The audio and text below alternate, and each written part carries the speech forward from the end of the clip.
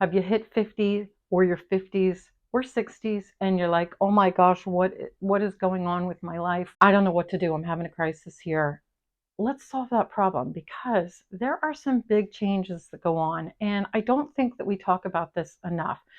When you're in your 20s, 30s, you're getting married, you're having kids, you're starting your career or changing careers, and things are kind of floating along, and you're going through your 30s, your 40s, and then all of a sudden you're hitting your 50s, and hello, menopause kicking in, aging parents that need your help, you're turning into an empty nester, or maybe even becoming a grandparent. All of a sudden, there's a whole huge wave of changes. And I know that most of the time I talk about fashion over 50. Well, it's also the same when it comes to just life over 50. There are all of a sudden all these new changes that we have to embrace, and it can be scary, it can be overwhelming, but let's talk about it with some positivity, and let's talk about how to get through these big life changes flowing really happily and healthy throughout the rest of your life. You actually do not need to dread this milestone. In fact, I found on this website, lovetoknow.com, they did a roundup of 50 good things about turning 50. And I will put a link to all 50 in the description below. But here are my 5 favorite things that they said about turning 50. Number 1, you're not afraid to have your own opinions. Number 2, you have a greater appreciation for life.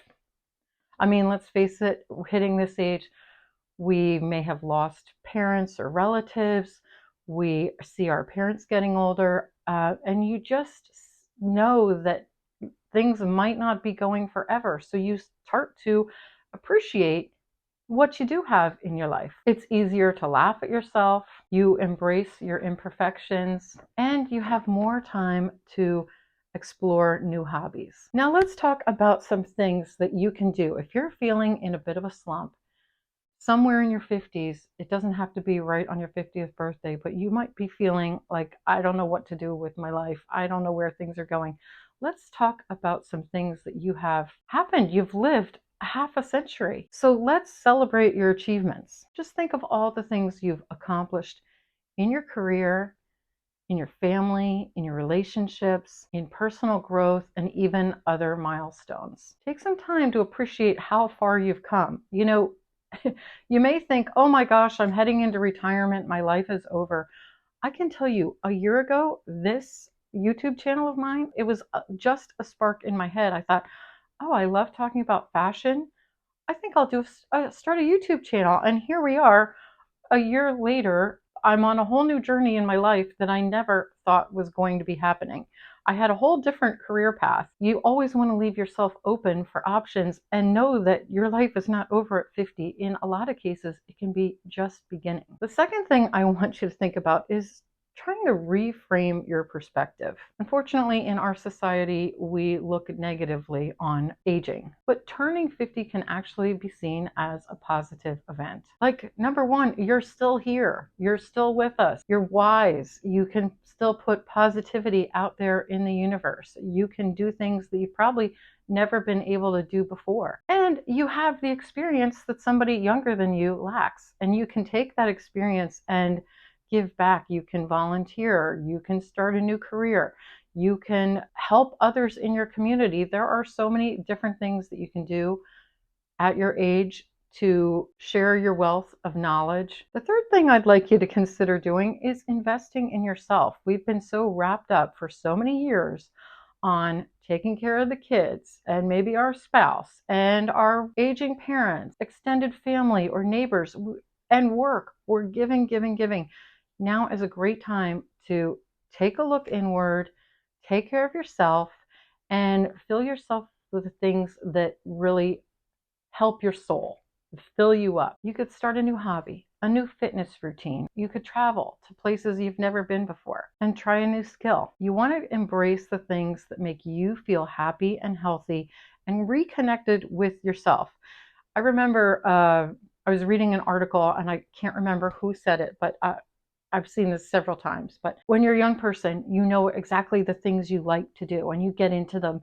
It could be sports or hobbies or activities with friends that you just purely loved to do, and nothing held you back from doing those things. And then along came maybe a spouse and family and caring for all these others and work.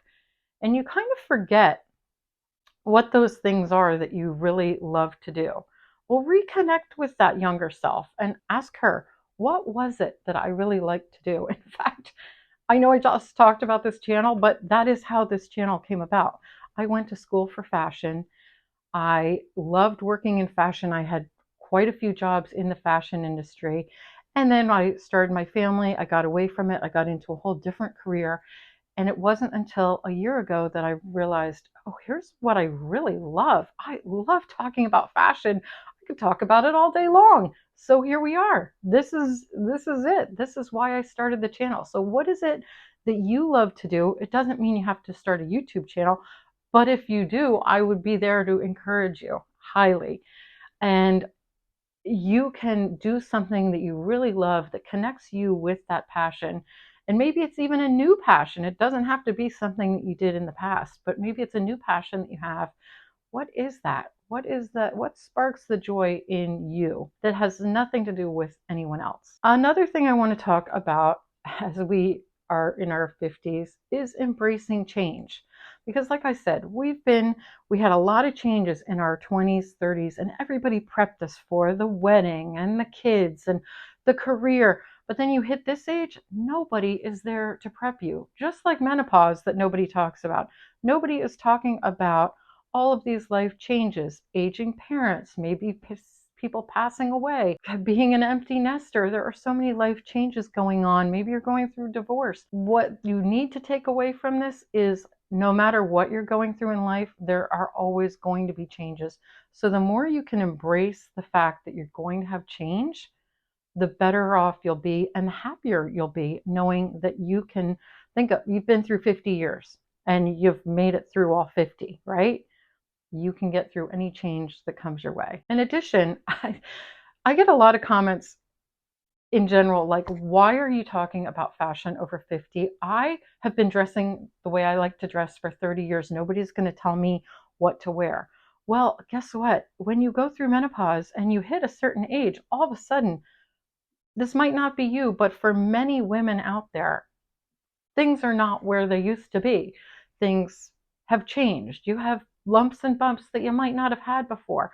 Things are sagging sometimes, whether it's the booty or the girls. Things start to sag, or you have a little extra chin skin or a flabby arm, and you're not feeling good about it. It's like, well, I didn't used to look this way. Why can't I look that way anymore? And I think it's all about embracing those changes and learning how to dress and live your life happily in this new body. Because guess what? You're never going to be younger than you are right now. This is the youngest you're going to be. In 1 minute, let's talk about old you from a minute ago. Like, so embrace this. Stop worrying about how you looked 10, 20 years ago. Unless you plan on going under plastic surgery, lots of Botox and fillers, things are not going to be the same. And yes, you can be fit, you can be healthy, but there are still things that are going to be aging about you. And embrace those changes and embrace the new you, the new body that you have that is still working really hard to make you happy every day. The fifth tip I have is about maintaining healthy relationships. You know, there are friends that come and go, but maintaining relationships with your family, your children, your friends is all really important. So make sure that you add some time in your life to have good experiences with those family members and friends that you really care about. Those bonds that you have will really help you through any rough times you have.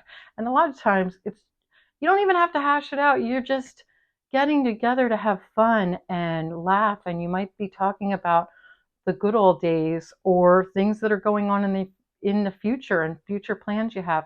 But maintain those relationships because they are really important today and into your future. The sixth tip I have for you is to stay curious. I'm always amazed when I hear somebody else that's about my age say, oh, I can't learn that. I don't know how to do that. Or, why? Oh, that's just something the kids do. Why? There's so much fun new stuff. I love new technology, that it just embrace it and have fun. You know, when you learn to tie your shoes, that was a big milestone, like figuring out how to do that. And people think that if they don't learn how to do something within 10 seconds, that they're just not going to be able to ever do it, and forget about it. Learning to do something takes some time, and there's always a struggle with learning something new. It's always hard before it's easy. You have to learn the new technique and kind of master it before you can get the enjoyment out of it. So keep yourself open to learning new things, and it could be a new hobby, a new craft, reading, traveling, engaging in new conversations. Just keep yourself learning every single day and engaging in things that get your brain excited and keep your brain moving and fresh, and do that on a daily basis. The seventh tip I have for you is really, I think, one of the most important ones. If I were going to share any one of these, this would be my number one, and it's practicing gratitude. You know, you could be having the worst day ever, and just by changing your thought in an instant, you can change your entire day. Instead of focusing on all of the things that are negative in your life or going wrong or how somebody did you wrong, if you turn that all into what you have to be grateful for, and maybe you're having the worst day ever, but if you could write down three things, start by doing three things in the morning that you have to be grateful for. And sometimes it could be that the water is working, you know, or that it's hot when you want it hot, or that the sun came up, or you could hear a bird chirping. Maybe those are the only three things that you could find to be grateful for. But I guarantee the mind shift that you have will change throughout the day. And if you put yourself in a place of being grateful for everything, you will be much less likely to think about all of those negative things. And then if you do that at the end of the day, write down three things that you were grateful for that day.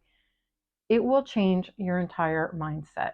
It will put you in a place of abundance instead of a place of negativity and scarcity. You're coming into this with 50 years of experience. Did I leave anything out? I would love to know. Put it in the comments below so that others can learn from your wisdom. And I'll see you in the next video.